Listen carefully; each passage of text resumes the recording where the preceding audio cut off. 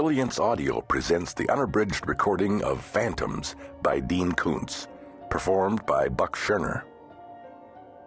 This book is dedicated to the one who is always there, the one who always cares, the one who always understands, the one like whom there is no other, Gerda, my wife and my best friend. Part 1. Victims. Fear came upon me and trembling.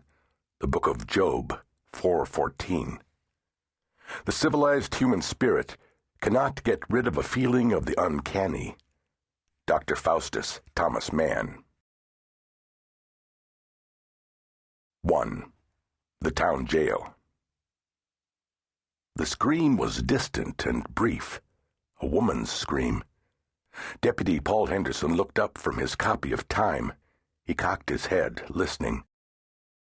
Motes of dust drifted lazily in a bright shaft of sunlight that pierced one of the mullioned windows.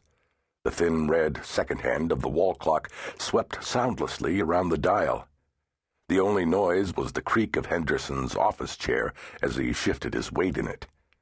Through the large front windows he could see a portion of Snowfield's main street, Skyline Road, which was perfectly still and peaceful in the golden afternoon sunshine. Only the trees moved, leaves aflutter in a soft wind. After listening intently for several seconds, Henderson was not sure he had actually heard anything. Imagination, he told himself, just wishful thinking. He almost would have preferred that someone had screamed. He was restless. During the off-season, from April through September, he was the only full-time sheriff's deputy assigned to the Snowfield substation, and the duty was dull.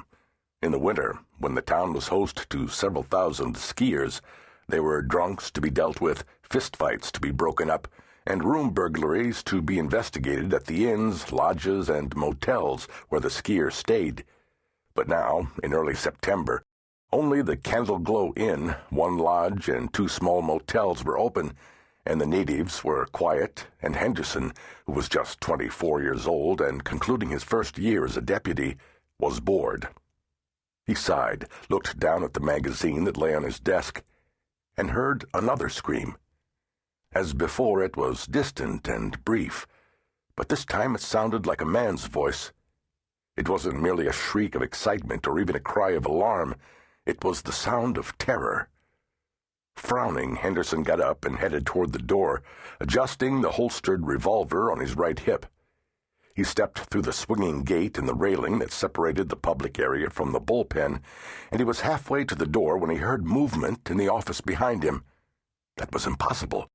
He had been alone in the office all day, and there hadn't been any prisoners in the 3 holding cells since early last week. The rear door was locked, and that was the only other way into the jail. When he turned, however, he discovered that he wasn't alone anymore.